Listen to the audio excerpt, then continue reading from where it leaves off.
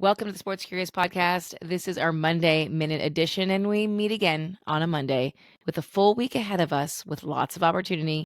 Here's what you can talk about at the water cooler. A couple of interesting stories quickly to get you started. A bizarre scene at the Italian Open over the weekend when a refillable metal water bottle fell out of a fan's backpack at the tennis tournament who was leaning in to get an autograph and struck Novak Djokovic in the head.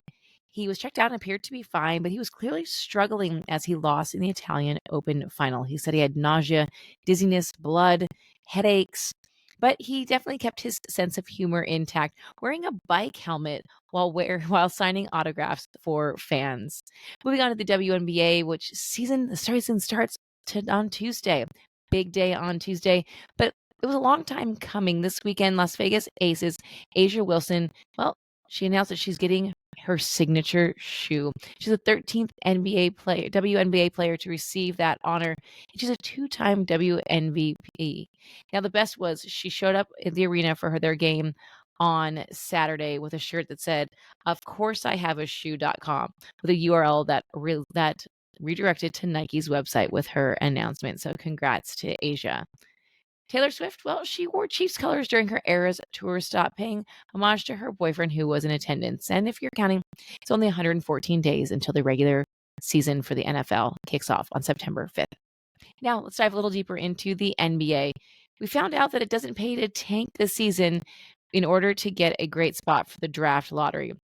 The lottery was yesterday, and despite having just a 3% chance to get a number one pick, the Atlanta Hawks won the number one selection in the 2024 draft. Atlanta has never won the draft lottery before yesterday.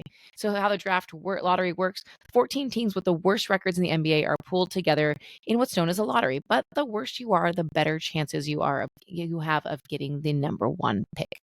And wrapping us up with last but not least, we talked on Friday about Livy Dune, the gymnast from LSU, who's a number one name, image, likeness national champion, or her boyfriend, Paul Skeens, who is fantastic as well. National champion, number one pick in the MLB draft. He made his debut on Saturday, striking out 7, but rain delays saw his Pirates lose to the Cubs.